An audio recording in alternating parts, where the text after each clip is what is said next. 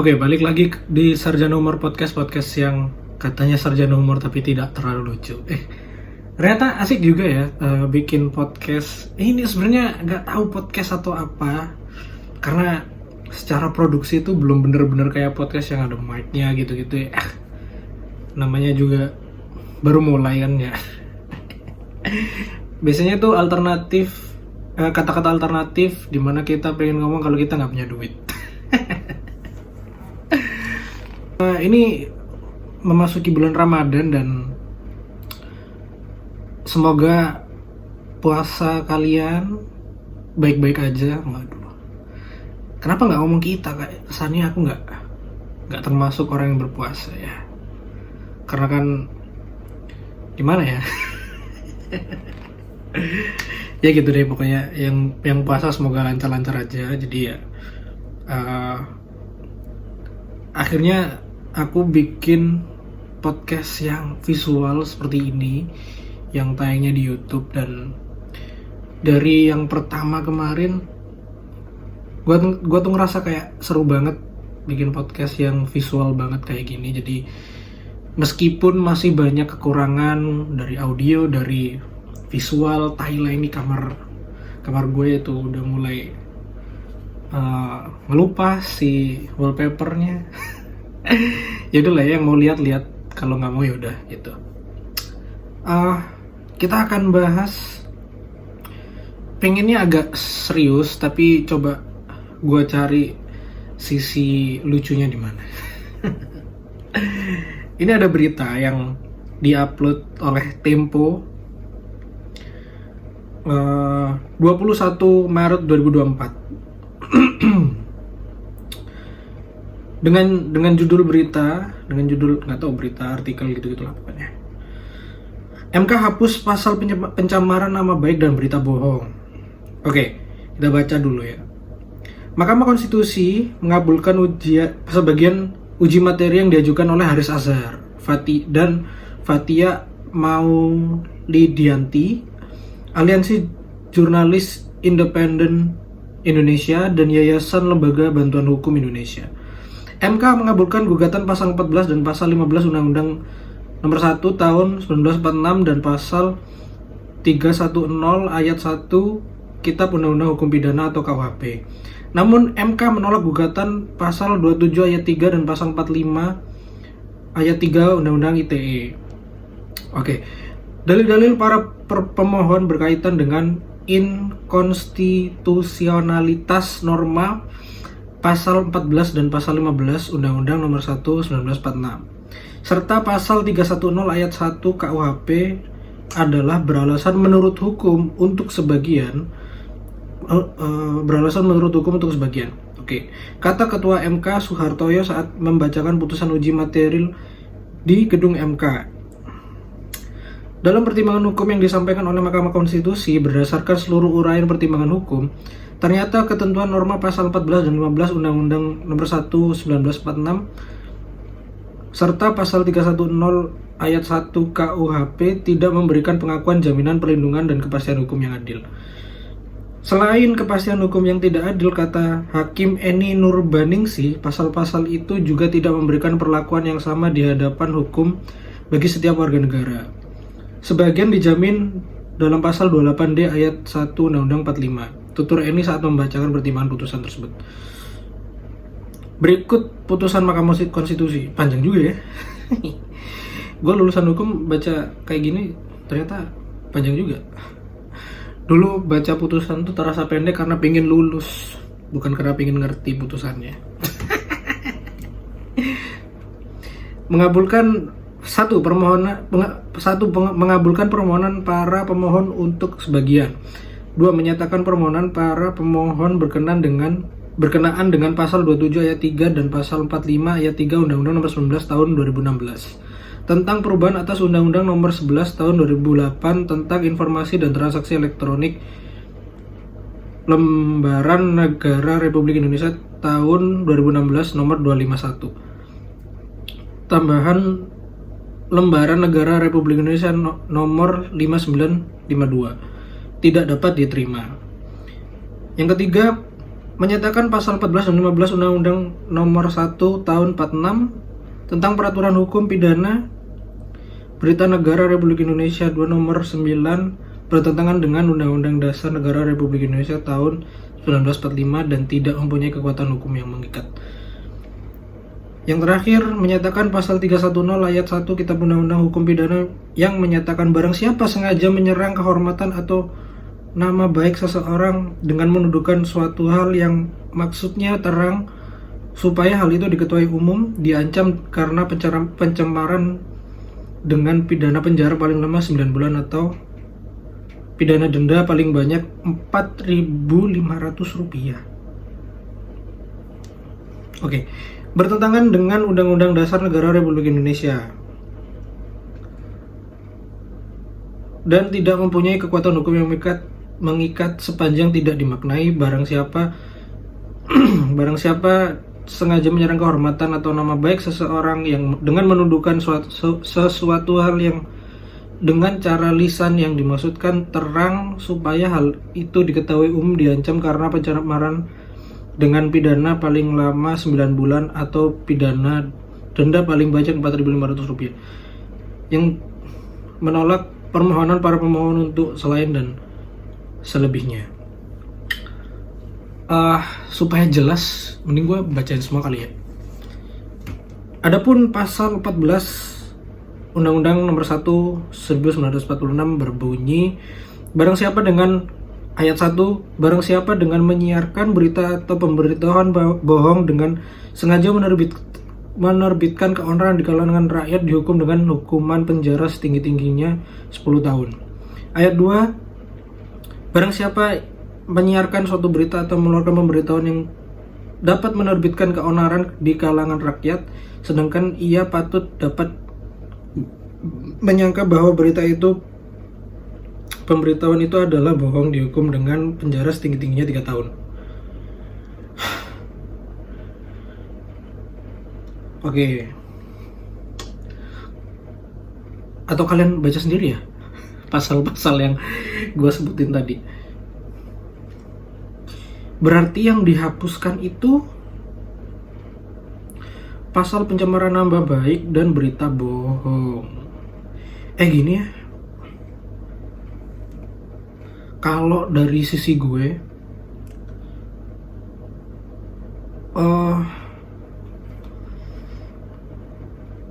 pencemaran nama baik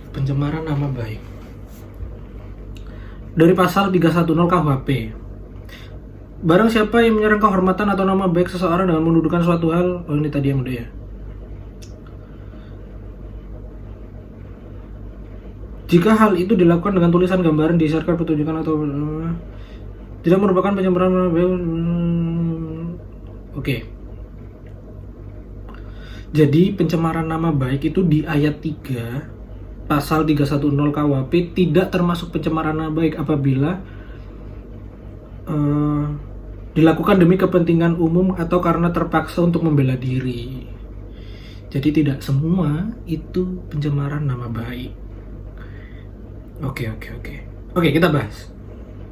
Gue sih yang bahas. Gue sebagai sarjana hukum yang cukup abal-abal, gue pengen mestinya ngelihat suatu pasal secara utuh tuh mesti ngelihat unsur-unsur pasalnya dulu. Wah, anjing, kenapa gue jadi dosen? Tolong ya, kalau dosen saya ngelihat ini silahkan komen. Gak gitu dong bangsat, gitu boleh. Karena kayaknya kemarin waktu jadi sarjana hukum juga banyak orang yang kayak, ini bener nih bisa jadi sarjana gitu. Ya sebenarnya saya nggak pinter-pinter amat lah. Tapi secara umum pencemaran nama baik itu kayaknya pasal yang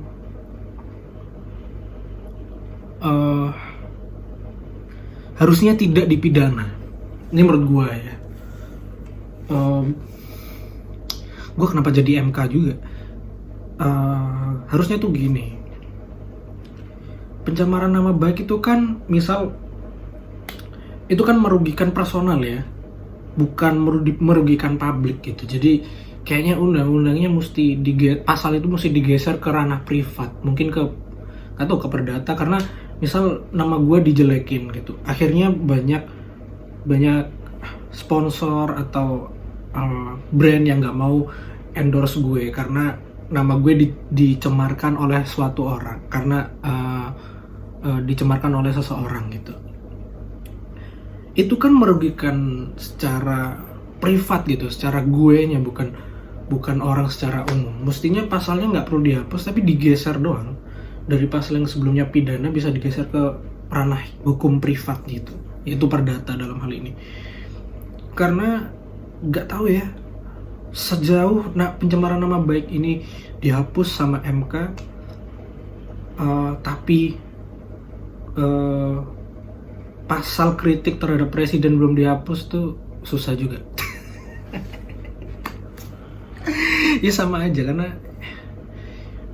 karena kan ada hukum umum dan khusus ya. Ada, kalau di anak-anak hukum pasti ngerti, ada lex spesialis, ada lex generalis.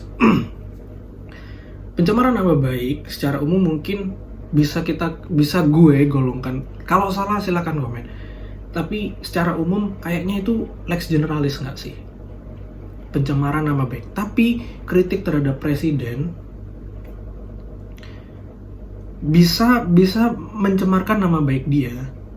Tapi kalau pasal itu belum dihapus karena khusus menganut tentang presiden doang nih yang punya jabatan di negara dan di pemerintahan kita, itu kan khusus, pengaturannya khusus di presiden. Selama itu juga belum dihapus, tetap kena kita kalau kritik seorang presiden kelak. Nah, gue nggak tahu tuh, karena kemarin ada yang Rocky Gerung kalau nggak salah ya, itu kritik presiden dan akhirnya dilaporkan meskipun nggak ditangkap karena nggak tahu, mungkin polisi nggak bisa ngurai unsur pasalnya dan bisa diterapkan di kasusnya Rocky Gerung atau gimana, gue nggak tahu. Tapi pencemaran nama baik antara gue dan elo yang bukan siapa-siapa dihapus, tapi pencemaran nama baik atau sebenarnya bukan pencemaran nama baik ya, kritik terhadap presiden yang cenderung juga punya potensi untuk mencemarkan nama baik presiden, itu belum dihapus, sama aja. Karena kita tuh lebih bacot di sosmed. Ada beatnya Adriano Colby yang keren banget. Lebih gampang lawan pemerintah daripada ngelawan orang tua. Itu keren banget itu beat. Itu satu beat yang menurut gue favorit, salah satu yang gue favoritin dari Adriano Colby. Itu bisa nge-twist kata-kata yang jago banget deh. Karena kita kadang di rumah ada masalah, di luar ada masalah, kita lebih milih ngurusin masalah yang di luar. Dan bener, kita kadang berantem nih sama orang tua karena perbedaan sesuatu, perbedaan konsep, cara berpikir. Akhirnya, tapi ada berita di X atau di Instagram atau di sosmed gitu yang kita rasa kita bisa ikut bersuara, akhirnya kita bersuara tentang itu. Rata-rata tentang pemerintahan, presiden termasuk.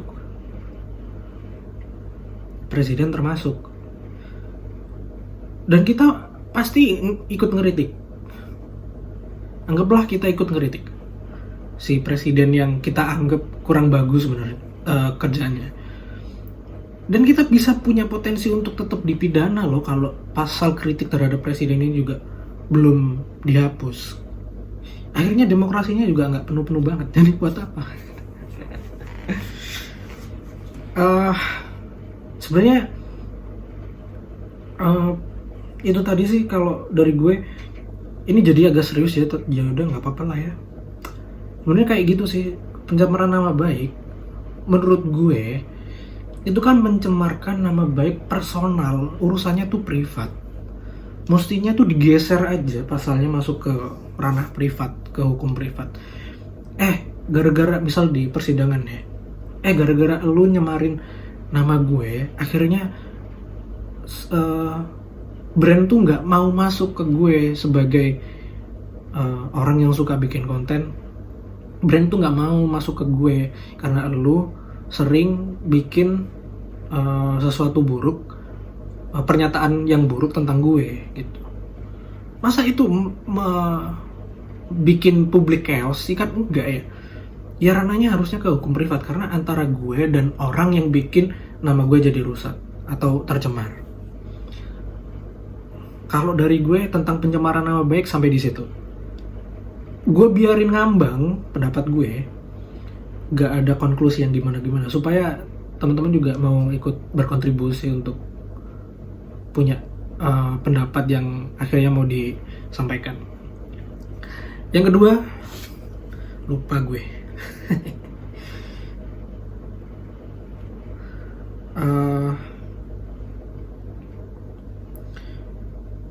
Apa tadi? Berita hoax ya? Oke. Termasuk berita bohong. Harusnya berita bohong tuh tetap bisa dipidana, karena itu efeknya bisa ke publik. Akhirnya publik jadi chaos, ada misinformasi yang terjadi di publik, di masyarakat. Harusnya itu yang tetap masuk ke ranah pidana. Supaya sekarang media itu bebas sekali, nggak harus dulu kita kenal ada, kalau kita ngomongin industri TV ada Metro TV, ada TV One gitu. Kita ngomongin artikel banyak, ada Tempo, ada Tribun yang websitenya yang melalui website ya. Dan sekarang itu banyak kayak Instagram account yang ngaku media, ya memang media sih, dan akhirnya membuat berita itu lebih gampang. Gak harus dia nulis panjang-panjang gitu kan, cuma bikin headline terus captionnya nggak perlu nunjukin berita itu, cuma pakai headline doang. Itu kan juga termasuk media. Media kan sifatnya informatif gitu. Nah masalahnya di titik ini terlalu gampang bikin berita informasi gitu. Itu sih yang harusnya dipidana, supaya itu kan masalahnya itu kan chaosnya masyarakat ya, chaosnya publik. Jadi itu yang mestinya dipidana, karena itu ranahnya berpotensi untuk bikin publik nih misinformasi. Itu yang bikin, apalagi kalau pemilu gitu-gitu ya, itu sensitif banget tuh. Banyak orang-orang di luar sana yang ngerasa berita itu benar terhadap salah satu politikus, padahal berita itu hoax. Karena banyak orang yang males nyari sumber informasi yang lebih dalam, cuma nerima dari headline. Nah itu tuh yang, daripada publik nih chaos karena adanya misinformasi, mending yang berita bohong tuh tetap ada deh pasalnya. Nggak tahu kalau memang mungkin pasalnya dirasa salah oleh MK, mending diperbarui, tapi jangan bener-bener dihapus tuh, jangan. Kalau saran gue sih gitu. Kayaknya terlalu serius ya. Ya udahlah ya, nggak apa-apa. Kayaknya juga kedepannya gue bikin konten yang juga bikin kalian ketawa, karena kebetulan yang muncul akhir-akhir ini di sosmed gue kayak gitu ya, gue pengen komentar aja sih. Nah kalian coba komentar menurut pendapat kalian gimana. Thank you yang udah mau dengerin. Kita ketemu nggak tahu kapan lagi. Dah.